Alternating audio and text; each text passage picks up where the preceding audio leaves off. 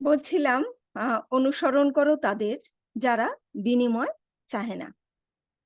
তো আসলে এ ধরনের উপদেশ আমরা কোনো লোভে পড়ে বা কোনো উম, কিছুর প্রতি আকৃষ্ট হয়ে বলা যাবে না। এজন্যই সম্ভবত এটা এই ধরনের আয়াত কোরআনে আছে যে এর বিনিময় নিতে নেই বা বিনিময় চাইতে নেই। তো সেই ধারাবাহিকতায় আমি এখন চলে যাচ্ছি 38 সূরার নাম হচ্ছে সাদ। 38-এর 86। বলো, আমি ইহার জন্য তোমাদের নিকট কোনো প্রতিদান চাহি না, এবং যাহারা মিথ্যা দাবি করে আমি তাহাদের অন্তর্ভুক্ত নই। তার মানে হচ্ছে এখানে একটা এক্সট্রা মেসেজ আছে, সেটা হচ্ছে যে এখানে বলা আছে যে এর জন্য প্রতিদান চাই না, কিন্তু এক্সট্রা মেসেজটা হচ্ছে যে যারা মিথ্যা দাবি করে, মানে এর জন্য যদি প্রতিদান কেউ চায় সেটা হবে মিথ্যা দাবি। এখানে কিন্তু এই এই আয়াতটাতে এটাই প্রমাণ হচ্ছে যে যারা মিথ্যা দাবি করে আমি তার অন্তর্ভুক্ত নই। তাহলে যে চায় বা যারা চায় এটা হবে তাদের জন্য মিথ্যা দাবি। এর আগেও আমরা পড়েছিলাম সূরা বাকারার 273। সেখানে হচ্ছে যারা দেশময় যারা সৃষ্টিকর্তার রাস্তায় এমন ভাবে ব্যাপৃত যে দেশময় তারা ঘোরাফেরা করতে পারে না, তাদের জন্য দান করতে বলা হয়েছে। তো এখানে বোঝাই যাচ্ছে যে তাদেরকে দান করা যাবে, কিন্তু তারা স্ব ইচ্ছায় কোনো কিছু দাবি করার অধিকার রাখে না। আহ, তো এই ব্যাপারগুলো আমরা একটু নিজেরা পড়ি, আর একটু বেশি সচেতন হই, এবং অন্যদেরকেও সচেতন করাই। তারপর চলে যাচ্ছি আমি 52-40, 52-40।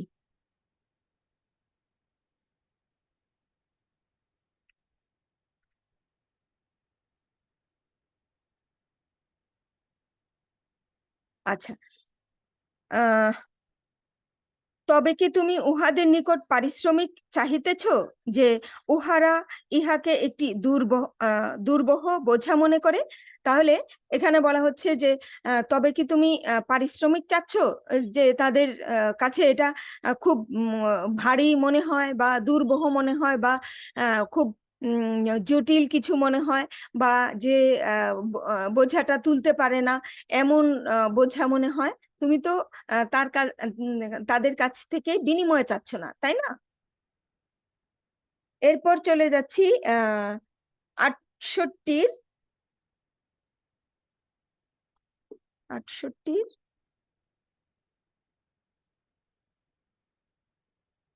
46। 68।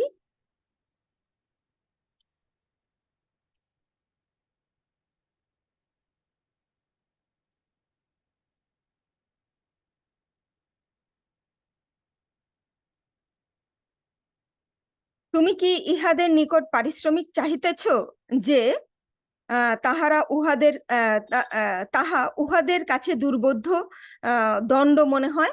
এখানে হচ্ছে একেবারে সেম টু সেম, কিন্তু এখানে হচ্ছে দণ্ডটা কেবল অ্যাড করা আছে। কি আহ, দুর্বহ দণ্ড মনে হয়।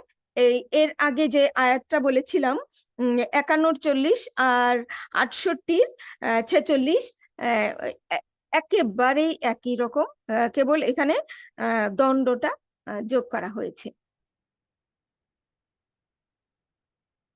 এরপরে চলে যাচ্ছি 42-এর 23। 42,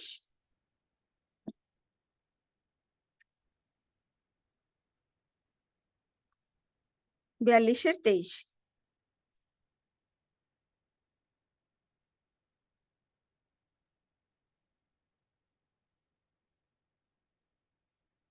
এই সুসংবাদ আল্লাহ দেন তাহার বান্দাদের, যাহারা ঈমান আনে ও সৎকর্ম করে। বলো, আমি ইহার বিনিময়ে তোমাদের নিকট হইতে আত্মীয়ের সৌহার্দ্য ব্যতীত অন্য কোনো প্রতিদান চাহি না। যে উত্তম কাজ করে আমি তাহার জন্য তাহা উহাতে কল্যাণ সাধিত বর্ধিত করিয়াছি। আল্লাহ ক্ষমাশীল, গুণগ্রাহী।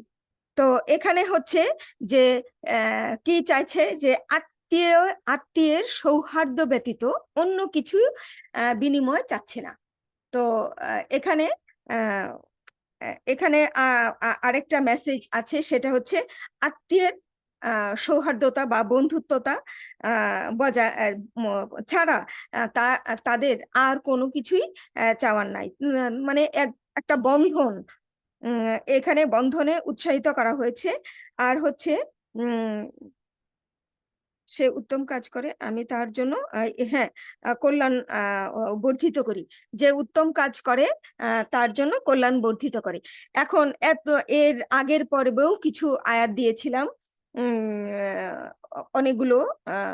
আর সূরা নাম্বার 26-এ তো প্রায় 5 বার বলা আছে একই কথা। এটা আপনারা গত ভিডিওতে পাবেন। আর হচ্ছে তো একটা ব্যতিক্রমী আছে, সেটাও আপনাদের তুলে ধরছি। 58, 12, 13। 58, 12, 13। হে মুমিন, তোমরা রাসূলের সহিত চুপি চুপি কথা বলিতে চাহিলে পূর্বে সাদাকা প্রদান করিবে, ইহা তোমাদের জন্য শ্রেয় ও পরিশোধক। যদি তাহাতে অক্ষম হও, আল্লাহ ক্ষমাশীল পরম দয়ালু। এখানে কিন্তু একটু অন্য কথা বলেছে, যে প্রাইভেটলি যদি আলাপচারিতা চালিয়ে যেতে চাও, তবে এখানে কিন্তু বিনিময় দিতে বলা হয়েছে। হ্যাঁ, পূর্বে সাদাকা প্রদান করিবে, এই একমাত্র ব্যতিক্রমী আয়াত। আর কোথাও এ ধরনের খুঁজে পাবেন না। আর হচ্ছে এখানে কিন্তু একটা শর্ত দেয়া আছে, সেটা হচ্ছে প্রাইভেটলি কথা বলতে। তো আমরা অনেক সময় এই যে আমি এখন বলছি, এই সময়ের মধ্যে কত 20 মিনিট বড়জোর, এই সময়ের মধ্যে লাখ লাখ হতে পারে আশা রাখি। তো মানুষের কাছে পৌঁছে যেতে পারে।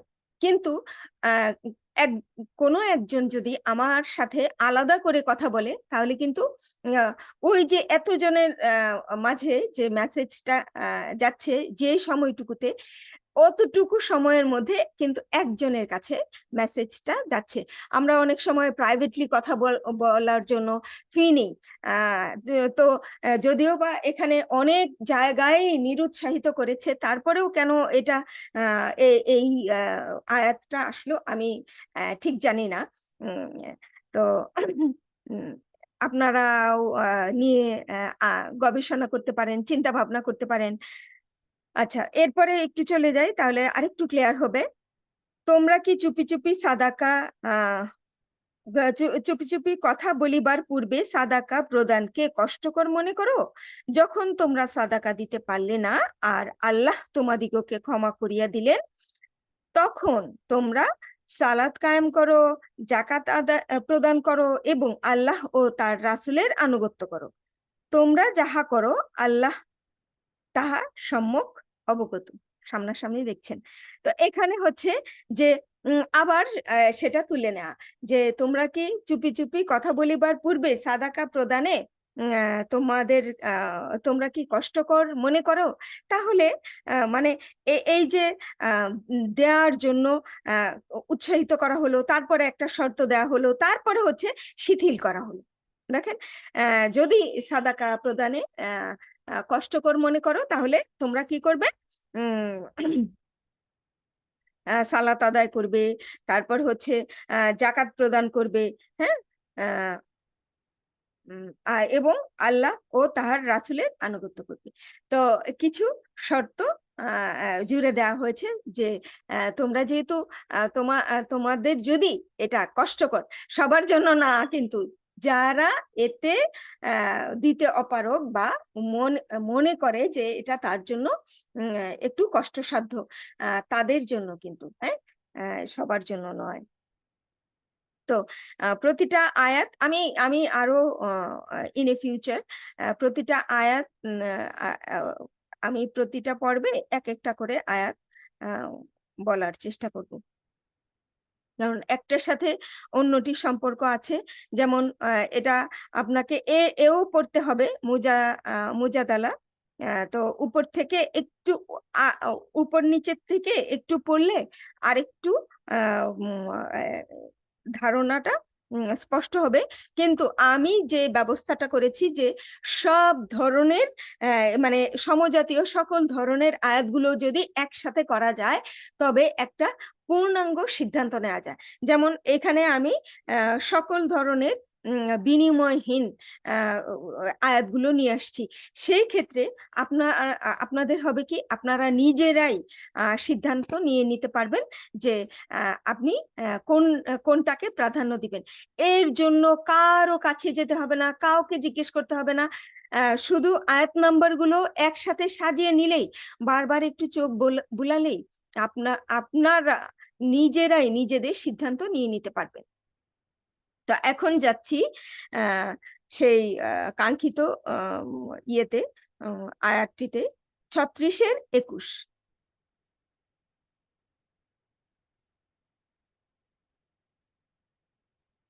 36-21, 36 নম্বর সূরা ইয়াসিন 21।